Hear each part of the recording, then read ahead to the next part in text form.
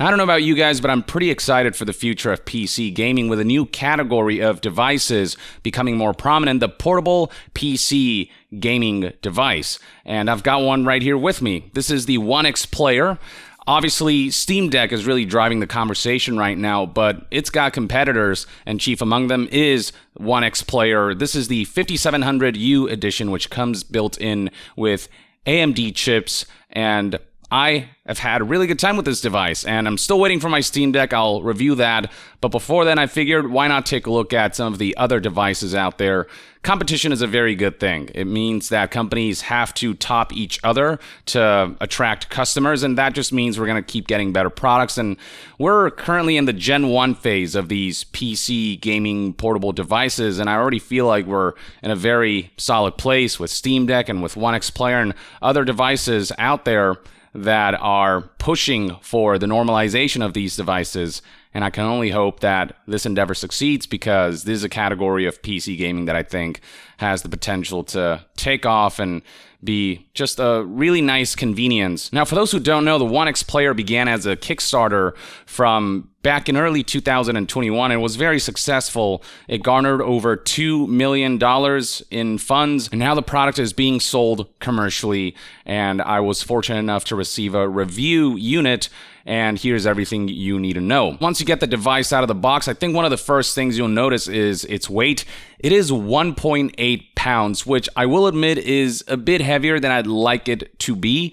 It's not entirely unwieldy per se, but in certain positions, my hands did start to feel the weight, especially if you're holding it like this sideways. Whereas in this position where you're looking down at the device, because the weight is distributed to your three fingers back here across both hands, it just makes it a lot easier to wield like this. So this is a lot more comfortable. This can strain your hands a bit over time. But overall, you'll notice the weight. It's not completely unmanageable or anything.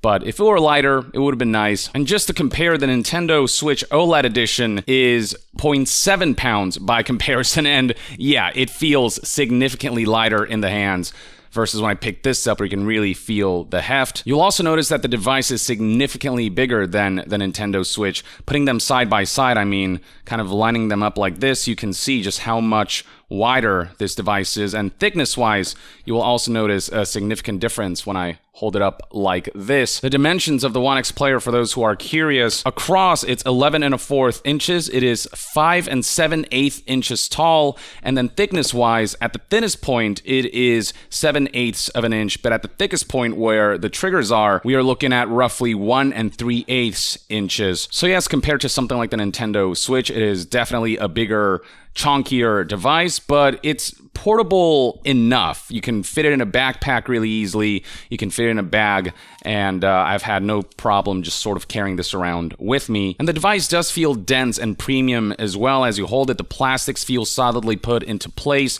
The buttons, everything, it all feels like a premium device. One of the things that I really like about it is actually this kickstand right here, which is very easy to deploy. You look at it and you think it's too thin and it looks kind of flimsy, but I'm like tapping it pretty hard, and you can see you have to put quite a bit of force on it for it to move, so it makes it fairly sturdy, and it's wide enough that it can actually sit on any surface and it won't topple over. I tried putting this on my bed, and with the original Switch with that flimsy plastic offset to one side, if I put that on my bed, it'll topple over, whereas this is sturdy, it's wide enough, and it is in just the right position for the device to stand up fairly well. Now, the reason I really like this kickstand is because it never feels like it's in the way, unlike the ones that encompass the entirety of a console's width. Like the Nintendo Switch, for example, I do like this new kickstand on the Switch OLED, but it feels a little difficult to find the thing, and then when you do, your finger right here might be in the way, and so as you're trying to push the kickstand out, you have to like get the finger out of the way, and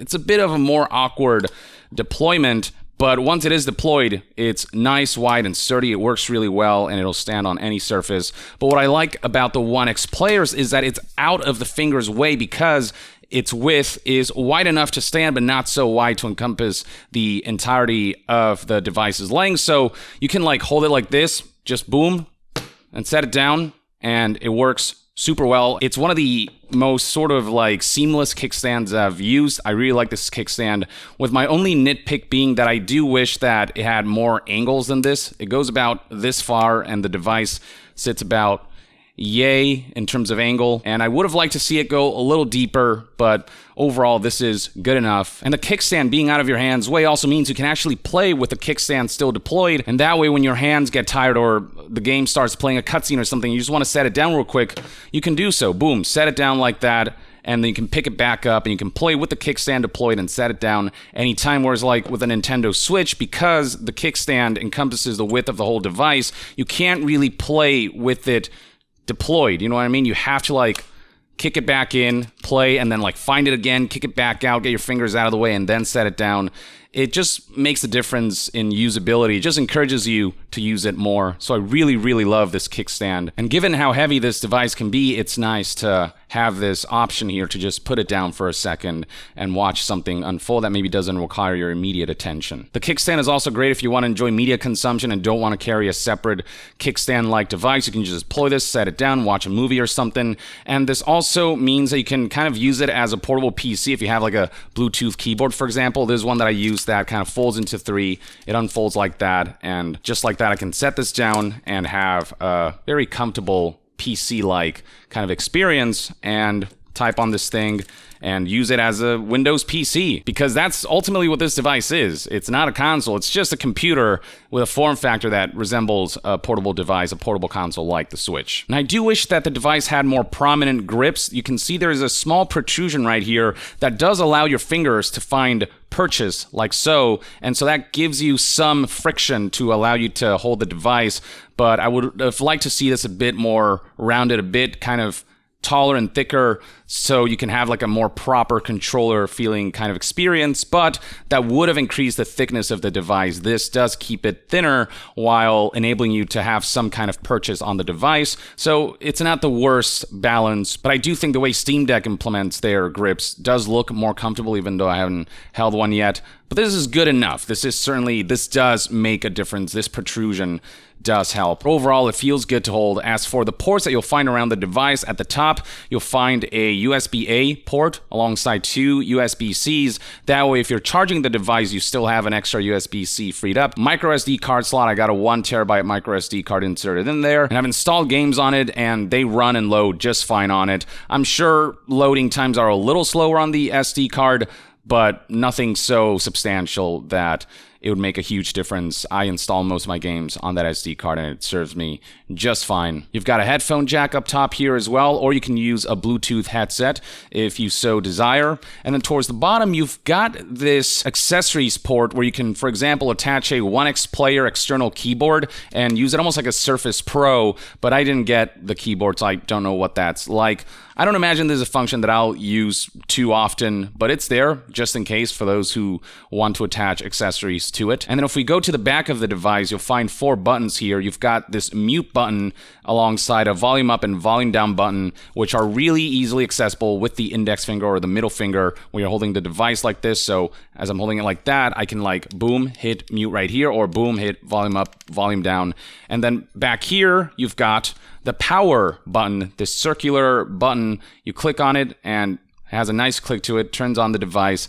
I don't think this is a fingerprint scanner. I think the Intel version has the fingerprint reader on it. This is the AMD version, but I don't really feel like I need the fingerprint reader.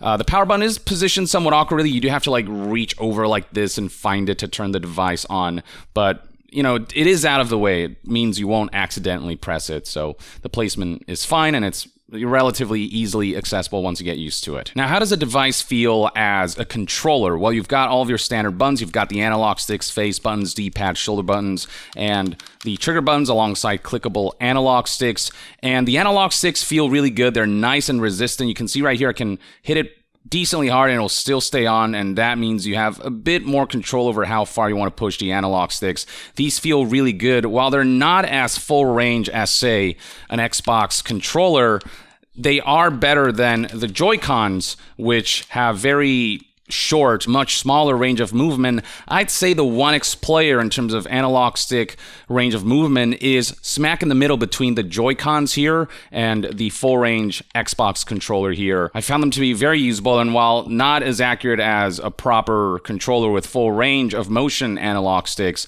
it's more than adequate enough for most games. As for the face buttons, they're nice and easily accessible, well positioned, and they feel good to press. The one issue I did find is that when I'm trying to hold down the button, sometimes, even though I'm still holding it down, it'll register a press instead of me holding the button down. So you have to be a little more deliberate about holding the button down.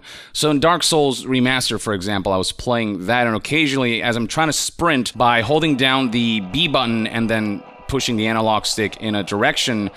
In Dark Souls Remastered, if you press the B button again while you're sprinting, you will jump. And I often found that as I'm holding the button down and trying to sprint away or something, my character would occasionally do the jump as if I let go and press the button again, even though I'm still holding the button down. So holding down the button and maintaining the hold can be a bit hit or miss. It can come loose a bit too easily. You have to kind of press it down a little harder than you'd have to with other controllers. So that got in the way a little bit, but once I got used to how to grip the button properly, it was fine, but it's still an inconvenience. Other than that, though, the buttons do feel good to press. And then you've got the D-pad, which are more akin to the DualSense or the Switch Pro controller in terms of feel. It's not clicky. It's got more of that mushy, soft press kind of deal, and all of the directions feel good to press. I did find it a bit difficult to do diagonal movement with this D-pad. You really have to kind of go into the corner and really press both buttons. On the DualSense, it feels easier to execute a diagonal D-pad button press, but this is still good enough for most purposes. Though reaching for the D-pad can involve a lot of hand movement. Like you can see right here, if I'm playing a game and I want to reach the D-pad, I really have to kind of shift my hand to be able to touch all four directions or any one direction. And especially if you're holding the device like this, reaching for the D-pad can involve quite a bit of arm and hand movement. And playing games where you just strictly want to use the D-pad, it can feel a bit awkward to hold while trying to access the shoulder and trigger buttons. You do have to hold it in a more kind of hand-straining way. You will just notice a bit of discomfort while trying to access the D-pad. Now, the shoulder and trigger buttons, they're fantastic, and I have little to no complaints about them. The shoulder buttons in particular are nice and clicky. No matter where you press the shoulder buttons, it'll feel relatively the same. The button will press just fine, which is the sign of high-quality shoulder buttons. As for the triggers, they are nice and springy with a good amount of resistance. They feel good to press, and yes, they are analog, which means in racing games, you can hold it down a little bit to accelerate a little bit, or you can hold it down all the way to go top speed. The trigger buttons don't feel quite as smooth as, say, the DualSense. It does feel like there's a bit of friction in terms of the plastics rubbing against each other as I press the button down. There's a slight bit of that, but nothing too disruptive. And you've got the start and select buttons, which are nice and clicky and premium feeling, easily accessible, but small enough as to not get in the way. And then last but not least, we've got buttons that are unique to the OnexPlayer. You've got this orange button, which by itself is the two desktop buttons. So if you're playing a game or have apps open and want to access the desktop, one press will take you directly to desktop. Now, the orange button in conjunction with the other two unique buttons does have additional functions. So if you hold down the orange button and press the keyboard button, that's Control-Alt-Delete, and you can bring up the task manager. And then if you hold down the orange button and press the turbo button, it'll take a screenshot of your desktop like so.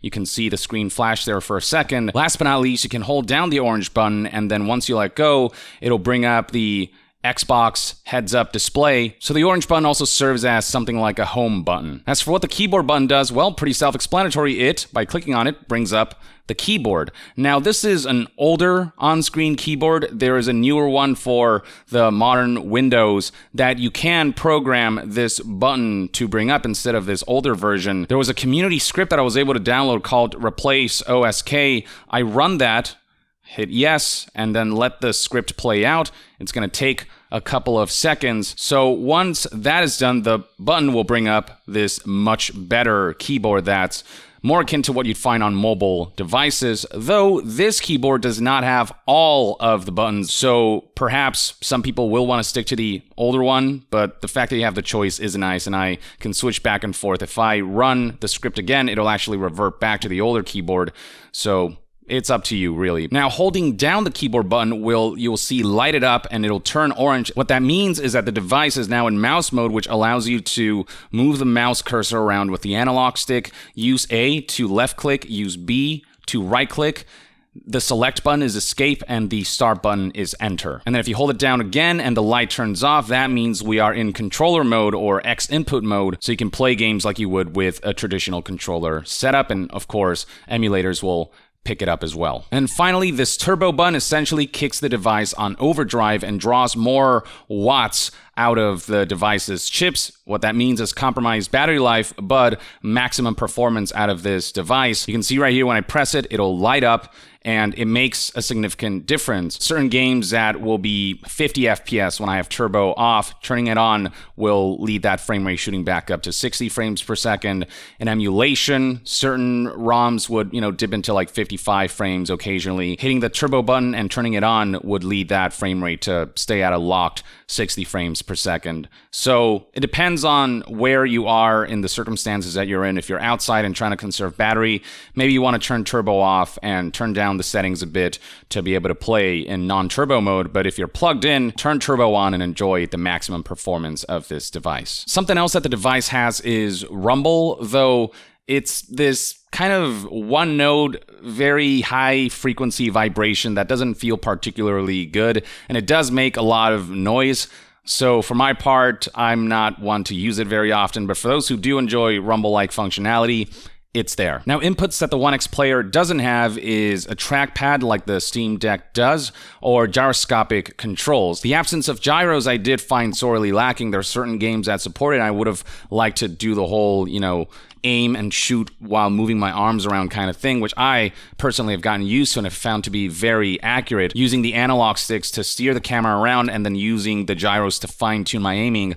I love that control scheme. You don't get that with the OnexPlayer. So hopefully with future iterations of the device, we'll eventually see them implement some kind of gyroscopic functionality. Moving on, let's talk about the screen. It is absolutely massive for a device like this. It is 8.4 inches diagonal versus the Steam Deck 7 inches, and you just get a lot more surface area real estate. Note that when you increase the length and width of pixels, the surface area increases exponentially.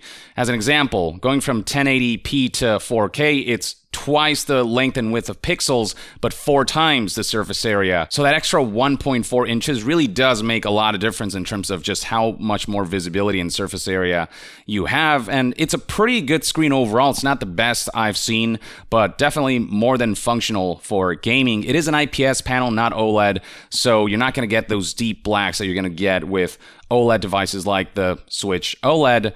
But it still looks pretty good. Not a whole lot of backlight bleed that I could see. It does get bright enough in well-lit spaces, though if it is hit with direct light or direct sunlight, it can be difficult to see what's going on.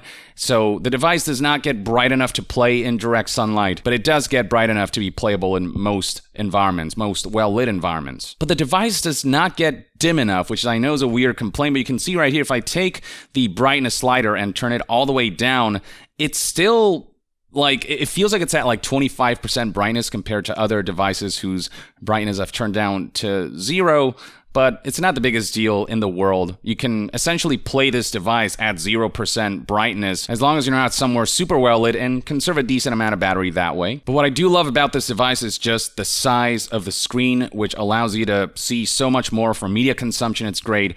The size of the screen also means that as a Windows PC, you can straight up use this as a functional laptop kind of device. And using it like this in power saver mode and turning down the brightness, I managed to get close to 5 hours of battery life. So you can use this to write up documents or emails or, go to websites like youtube.com/yongyeah and you can use this like a computer. It's kind of neat. And that's why it's nice to have this built-in kickstand. It just means less stuff to carry around if you want to use this to either use it as a PC or to connect a controller and use an external controller to play your games while looking at the device in this very comfortable position. Now, I do think they went a bit overboard with the maximum resolution of this thing.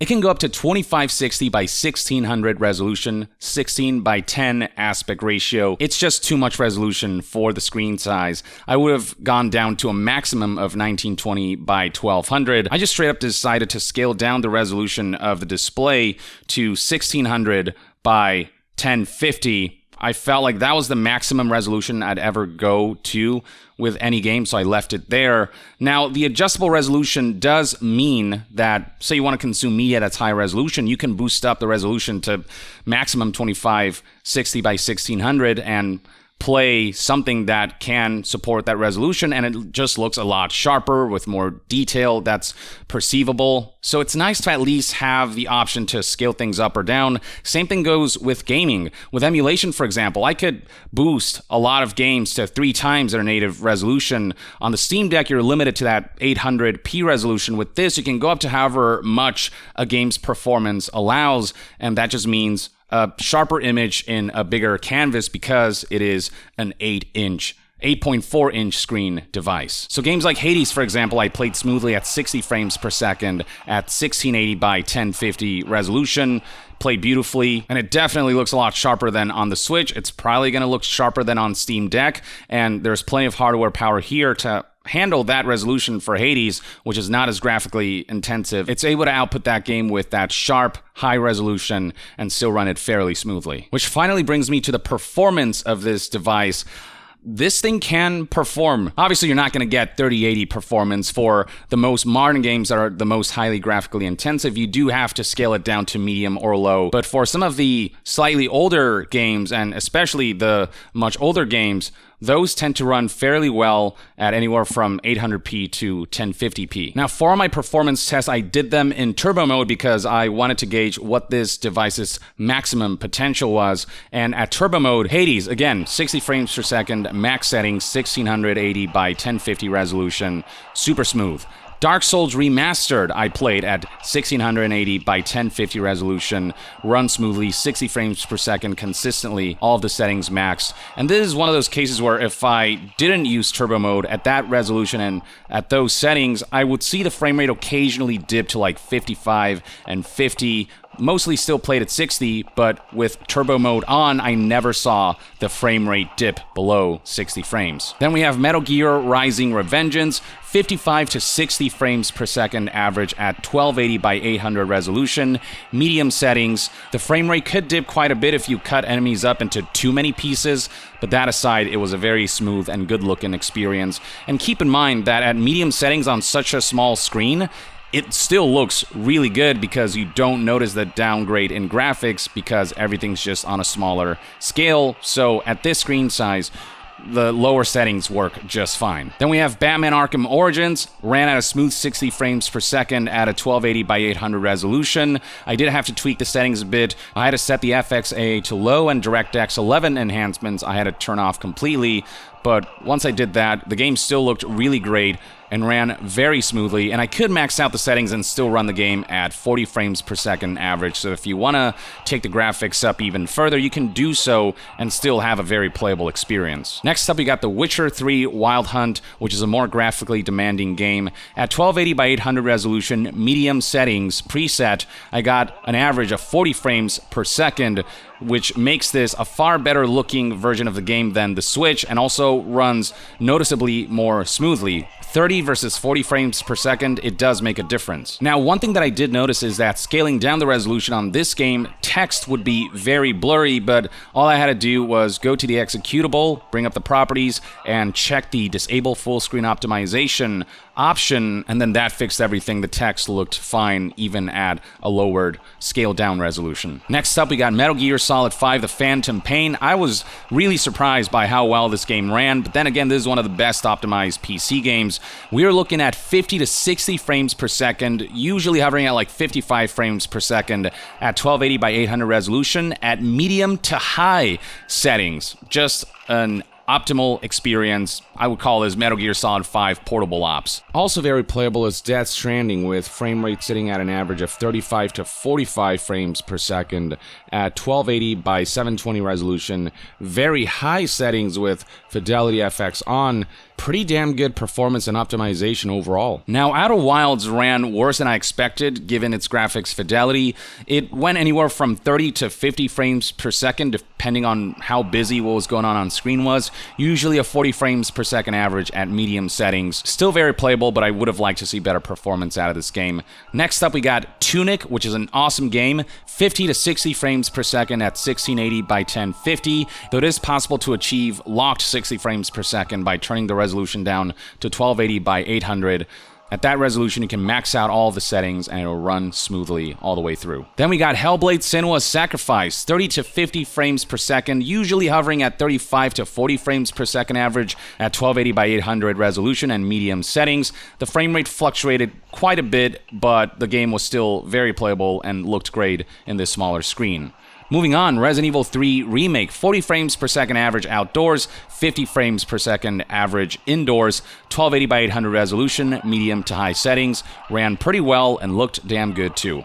Elden Ring, this is among the more graphically demanding games and also among the less optimized. It has performance issues on Windows. I did see roughly 30 to 35 frames per second average outdoors and 35 to 40 frames per second average indoors, running at 1280 by 800 resolution, medium settings.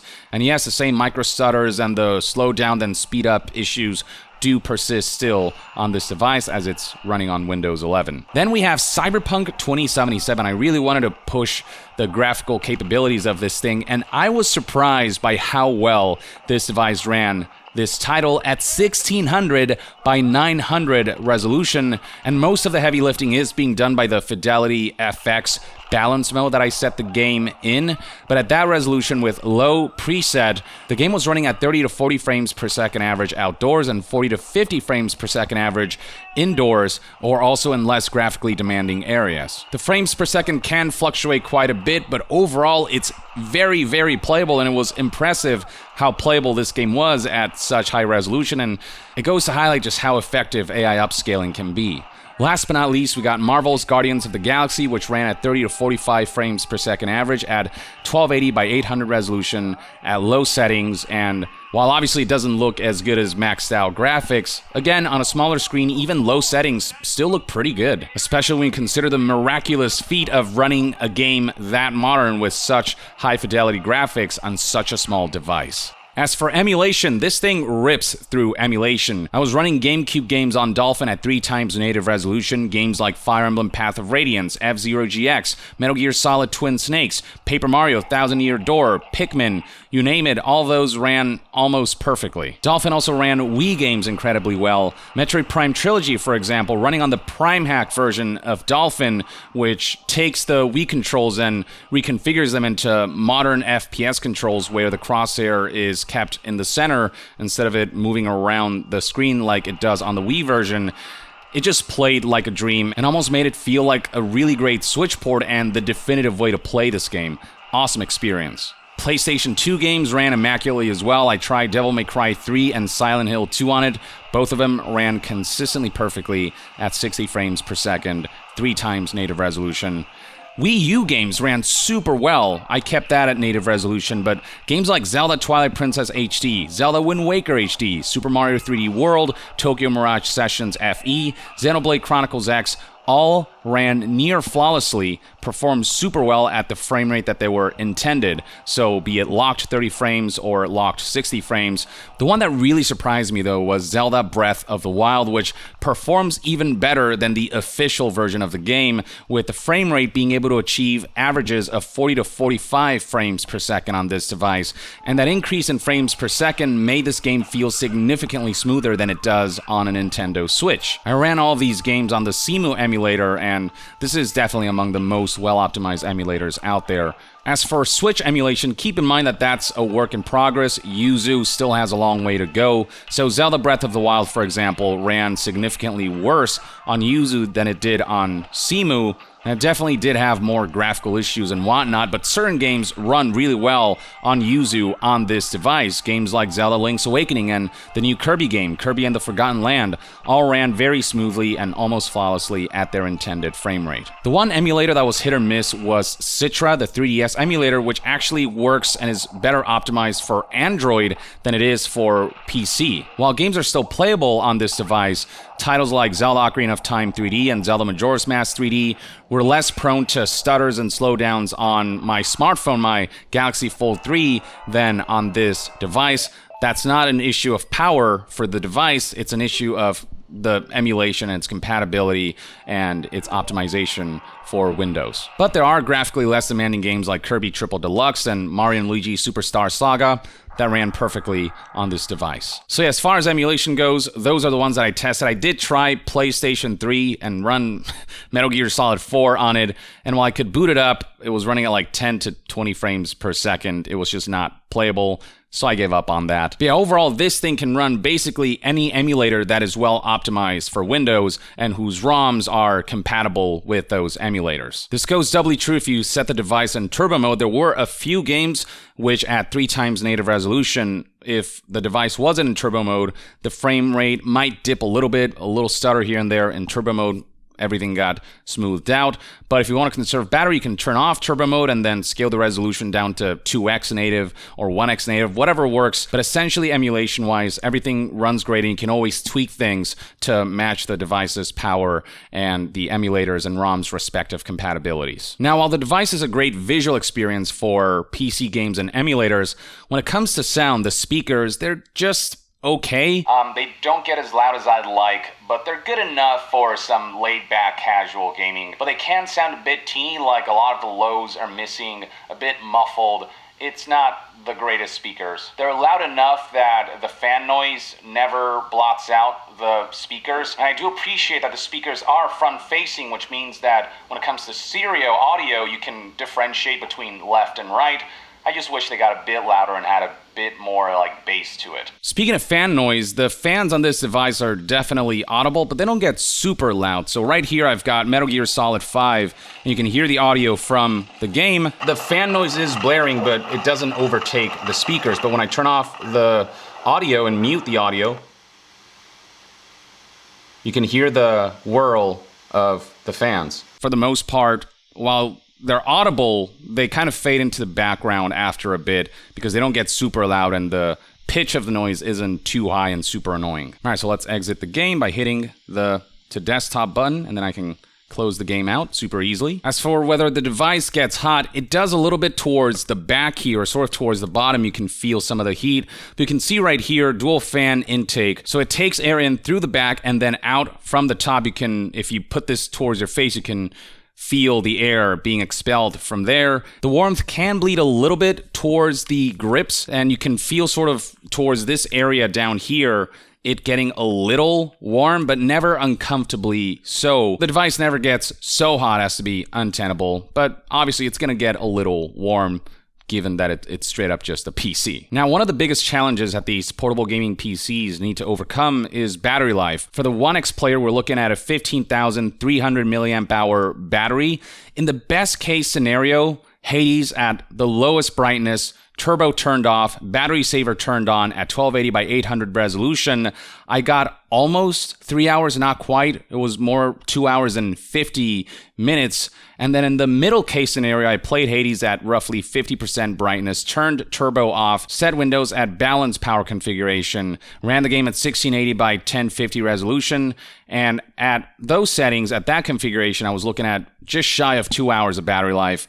And in the worst case scenario, I ran Cyberpunk 2077 at 25% brightness, turbo on, performance power configuration for Windows at 1600 by 900 resolution.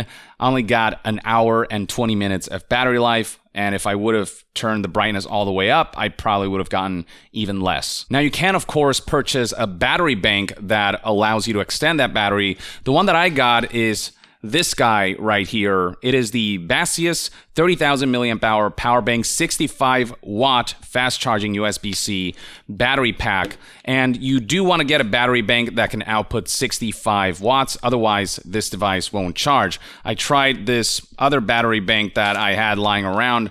This one does not output 65 watts. I think this one outputs 60 watts, and it was not charging this device. And using this battery bank, I never had battery drain. The battery never drained faster than it can charge. It charged the device super well, and it extended my battery life by almost 3 times more, roughly 2 2/3 times more. I tested the battery life using Tunic. So with turbo on at 800p resolution and max settings, the battery bank here lasted for 2 hours and 20 minutes, and then the internal battery after that lasted for 1 hour and 20 minutes for a grand total of 3 hours and 40 minutes. Keep in mind this is with turbo on, so battery was draining faster. You can potentially up those numbers by turning turbo off. So the best case scenario of 2 hours and 50 minutes becomes 7 hours and 30 minutes using the battery bank, and the worst case scenario of 1 hour and 20 minutes becomes 3 hours and 30 minutes with the battery bank and the internal battery, which are much better numbers. But it does mean carrying and lugging this thing around, which has a good amount of weight and density to it.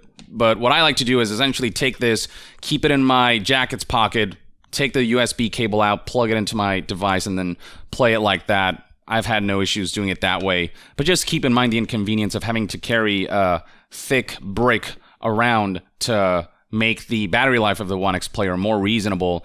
And I imagine this is not going to be different for the Steam Deck and other similar devices whose battery lives are not great. And that's, I think, for this to be truly portable, battery life just needs to be better, and that can be applied to all portable PC gaming devices right now. Now, unlike the Steam Deck, which comes built in with a 30 frames per second limiter to boost the battery life, there's no such feature for the OnexPlayer. You can turn down graphic settings and try to make it so the games consume less power and up the battery that way, but a 30 frames per second built-in limiter like the Steam Deck would have been nice to have. There's no easy way to do that on this device. Also, when it comes to using this device as a PC, you bring this battery bank with you, and you're probably looking at roughly 15 hours of battery life as long as you're doing lighter workload. And if you want to do heavier workload, you can probably still, with the battery bank, get a good amount of battery life out of it. Even chopping that by half, we're talking about 7 hours and 7.5 hours of battery life. Now, this brings us to the final point of this review, the caveat to what is overall an awesome device that I've enjoyed using, that has tons of power and that runs games fairly well given the size of it, its price and value. This is where it becomes a little difficult for me to recommend this device for most people. So the OnexPlayer, this guy right here, is a little over $1,400. This configuration right here, $1,400, a little over that, compared to the Steam Deck's $400 to $650. This is more than twice the cost of the most expensive version of Steam Deck. Now, unlike Steam Deck, which are impossible to get right now, these devices are available. While this specific version, the 5700U OnexPlayer with the 8.4 inch screen, I believe this one is currently sold out as of the recording of this video, but they'll likely come back into stock soon. And there are other versions that are being sold, like a mini version of this device that some people might actually prefer because of its smaller size and lighter weight, reduced battery, but better grips, and it has some things going for it that I might be able to recommend the mini version. But these are readily available, whereas Steam Deck, you're going to have to wait quite a bit due to how high the demand is. But at the same time, at $1,400, for most people, it's going to be worth waiting for the Steam Deck. That's where the Steam Deck really outshines the competition, is the value that it offers for the hardware that is encased inside the device. I cannot justify most people spending $1,400 on a device like this, because with $1,400 you could get a pretty decent gaming PC, a pretty decent gaming laptop that has more power, can play games better. But what you're paying for is the engineering of this form factor. But again, looking at the competition like Steam Deck, the justification becomes very difficult. But there are people out there who have the money to burn, who make enough financially to be able to afford a device like this at $1,400. And for the people who are able to do that and who want a gaming portable PC right now instead of having to wait months and months because you didn't pre-order when the pre-order first went up. For those who are willing and able to spend that extra bit of money for a device like this are going to enjoy this particular one. But for the masses, yeah, $1,400 is just way too much. And if OnexPlayer can down the line bring those prices down to be more competitive with Steam Deck, this is definitely going to be a strong competitor. But value is where Steam Deck completely outshines this overall really good device, this really chonky device with the really big screen and all that. So yeah, the price and the value proposition aside, I had a really good time with this device. It just runs games super well, and it's changing my PC gaming habit. Whereas usually I don't like play PC games before going to sleep, because playing PC games usually is an involved process of like having to sit down, keyboard and mouse, and like you're like focused on the game. With this device, I found myself taking this device to bed and just like relaxing, being laid back and just like hashing out some Hades sessions or playing some modern games or playing some emulated games right before going to bed on my bed, just lying back and playing like this. And it was just a really nice feeling to have the convenience and comfort of being able to carry your PC games around with you. Even being able to take your PC games to the toilet when you have to go and not having that be interrupted was kind of a nice convenience I didn't know I needed in my life. But yeah, just in general, if this is just a glimpse of what's to come when it comes to portable PC gaming, then we are headed towards a really bright future when it comes to this form factor, this Steam Deck, all the other competition out there. It's all really exciting stuff, and I'm excited to see what this form factor is going to look like 5 years down the line when the technology has evolved enough that it's able to play modern games even better than current devices can. But for a 1.0 sort of stage of this form factor, we're in a really good place with a device like the OnexPlayer here. This one's way too expensive, but for those who can't afford it, I think you're going to be happy with the experience you're going to get, as long as you understand just how much you're paying for something that you can get for much less at much better value. And that, ladies and gentlemen, is everything you need to know about the OnexPlayer. I hope this video offered enough information for you to be able to make an educated choice as to whether you want to get this device or not. Or at the very least, I hope this gives you a glimpse of what's to come, of the future of PC gaming, portable PC gaming. Man, what a time to be alive. Thank you for tuning in, folks. Let me know in the comments below what your thoughts and opinions are on this device and on the future of PC gaming, whether you're excited for these kinds of devices as much as I am. Share your thoughts below, and to be further updated on all things gaming news, reviews, and discussions, stay tuned right here on Young Yeah. I'll see you guys next time. Young out.